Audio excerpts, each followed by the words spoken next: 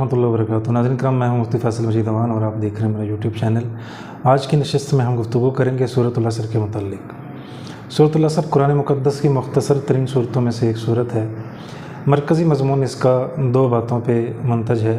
एक तो ये कि इंसान को वक्त के ज़िया के हवाले से कि टाइम आपने वेस्ट नहीं करना, किसी भी लम्हे को ज़ाया नहीं करना बग़ैर नेक अमल के, और दूसरा ये है कि नाकामी के जो असबाब हैं वो क्या क्या हैं और कामयाब लोग कौन हैं।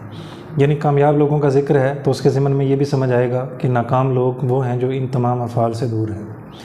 इस सूरत का आगाज़ होता है वल असर वाव कस्मिया से, कसम है ज़माने की। इमाम शाफ़ी रहमुल्लाह इस सूरत के मज़ामीन और इसके इख्तिसार के हवाले से फ़रमाते हैं, ये इतनी जामे और कामिल मज़ामीन को अपने अंदर लिए हुए ये सूरत है कि अगर कुरान मुक़द्दस पूरा नाजिल ना होता, सिर्फ़ सूरह असर ही नाजिल होती तो इसके मज़ामीन इतने जामे थे कि इंसानियत की हिदायत के लिए काफ़ी हो जाते। आगाज़ अल्लाह सुब्हानहू व तआला ने ज़माने की कसम खाकर किया, कसम है ज़माने की। ज़माने से क्या मुराद है? दो राय हैं। एक तो ये कि असर ही का ज़िक्र है तो असर की नमाज का ज़माना यानी असर का वक्त मुराद है। दूसरी राय जो इत्तेफाकी है और अक्सर मुफस्सिरीन की है वो राय ये है, मुतलकन ज़माने को डिस्कस किया है। अल्लाह सुब्हानहू व तआला ने महज़ टाइम का ज़िक्र किया है। और ज़माने की कसम खाने की वजूहात में से बहुत सी जो बड़ी वजूहात हैं, एक वजह ये है इंसान दो चीज़ों में ख़ुद को मुक़य्यद रखता है। एक तो मकान है और दूसरा ज़माना है। मकान उसका मुस्तक़िर होता है, ठहराव की जगह है, और जो ज़मान है वो गैर मुस्तक़िर है। गोया मकान में तो आदमी इंक़िज़ा पज़ीर हो सकता है, रुक सकता है, ठहर सकता है, लेकिन ज़माना एक ऐसी चीज़ है जो किसी का इंतज़ार नहीं करता। जो लम्हा आपका गुज़र गया, आप जितनी कीमत भी अदा करें वो वापस नहीं आ सकता। इसलिए ज़माने की अहमियत के पेश नज़र ये बताया गया कि एक गैर मुस्तक़िर चीज़ है। आपका एक लम्हा बग़ैर अमल के ज़ाया हो गया, आप वो अमल अब उस ज़माने के अंदर नहीं कर सकते। ऐसी कोई रिटर्न जदीद टेक्नोलॉजी या ऐसी टाइम मशीन नहीं है जो आपको दोबारा आपके पास्ट में ले जाए। गोया आपका जो वक्त ज़ाया हुआ वो बग़ैर अमल के ज़ाया हुआ और आपकी ज़िंदगी का वो हिस्सा आपके नामा अमाल में से ख़ारिज हो गया। अब वो वापस नहीं आ सकता। तो क्या किया जाए? टाइम मैनेजमेंट के नाम से बहुत सारे कोर्सेज़, बहुत सारी चीज़ें, बहुत सारे नुकात, बहुत सारे रूल ज़माने में उनको बयान किया जाता है, समझाया जाता है। अल्लाह सुब्हानहू व तआला दो जुमलों में वाव कस्मिया और अल असर के ज़िमन में समझा रहे हैं, जो ज़माना आपका बग़ैर अमल के वेस्ट हो गया वो अब वापस नहीं आएगा। इसलिए ज़माने के हवाले से, अपने अमाल के हवाले से ये पॉलिसी बना लें, ये उसूल बना लें, हमने पहले से तय करना है कि हर एक लम्हा अल्लाह के हुक्म पर अमल करना है।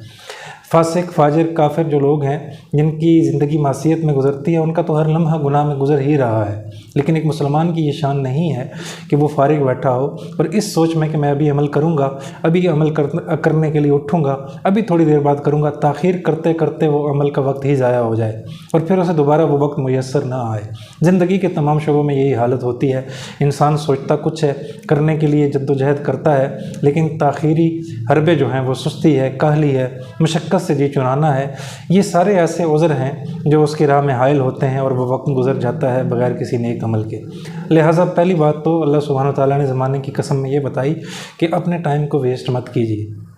कोई भी आपका लम्हा, कोई मिनट, कोई सेकंड ऐसा ना हो जिसमें कोई नेक अमल ना हो रहा हो, बल्कि आपका हर लम्हा ऐसा हो जो शरीयत की ताबीर के मुताबिक हो।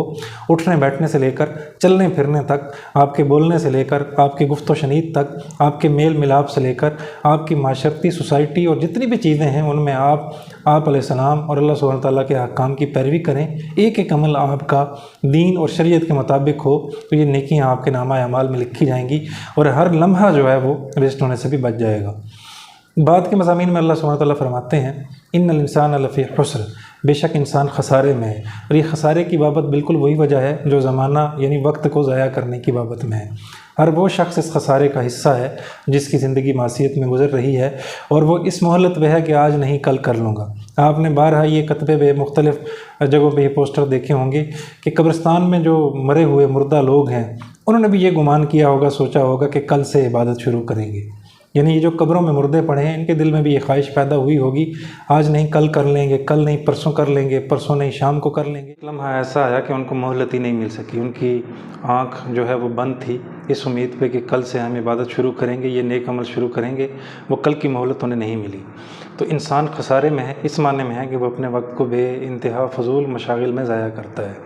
بعد ازاں اللہ سبحانہ وتعالیٰ نے دوسرے پیرائے میں اس کے بعد والی آیات میں یہ بتلایا ہے کہ کامیاب لوگ کون سے ہیں جو خسارے سے بری ہیں۔ تو اللہ سبحانہ وتعالیٰ نے بتایا وہ لوگ جو ایمان لائے، وعملوا الصالحات، نیک عمل کیے، اور وتواصوا بالحق وتواصوا بالصبر، اور حق اور صبر کی وصیت کرتے رہے۔ یہاں اللہ تعالیٰ نے 4 چیزوں کا ذکر کیا ہے۔ سب سے اول تو ایمان کا ذکر کیا ہے، ایمان کے ساتھ اعمال صالحہ کا ذکر کیا ہے کہ محض ایمان جو ہے نجات کے لیے کافی نہیں ہے، ایمان کے ساتھ ساتھ اعمال صالحہ بھی ہیں، اور وہ ایمان ہی کیا جو نیک اعمال کی طرف لے کے نہ جائے۔ ایمان تو تبھی اطاعت کا کامل روپ دھارتا ہے جب اعمال صالحہ اس پر مرتب ہوتے ہیں، اور نیک اعمال کے بعد حق اور صبر کی تلقین ہے۔ حق کہتے ہیں تمام کی تمام بھلائیوں کا دروازہ کھولنے والی چیز کو حق کہا جاتا ہے، اور صبر کہا جاتا ہے تمام کی تمام برائیوں کے دروازے کو بند کرنے کو صبر کہا جاتا ہے۔ یہاں یہ اصول بھی اللہ سبحانہ وتعالیٰ نے دیا ہے کہ محض ایمان اور اعمال صالحہ نجات کے لیے کافی نہیں ہے۔ جب کوئی بری چیز، برا فعل، برا کام آپ کے سامنے ہو، اس کی وضاحت بھی ضروری ہے۔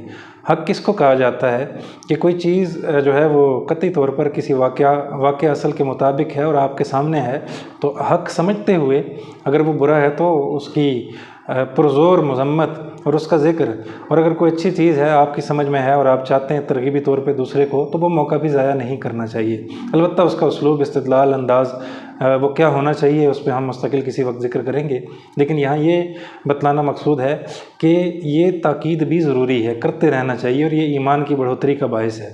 محض ذاتی انفرادی عمل دوسروں کی فکر کے بغیر، یہ بھی ایک بڑا عجیب سا معاملہ ہے کہ انسان اپنی ذاتی حیثیت کو، اپنے ذاتی انفرادی شخصیت کو تو بچائے، لیکن اس کو دوسروں کا فکر نہ ہو۔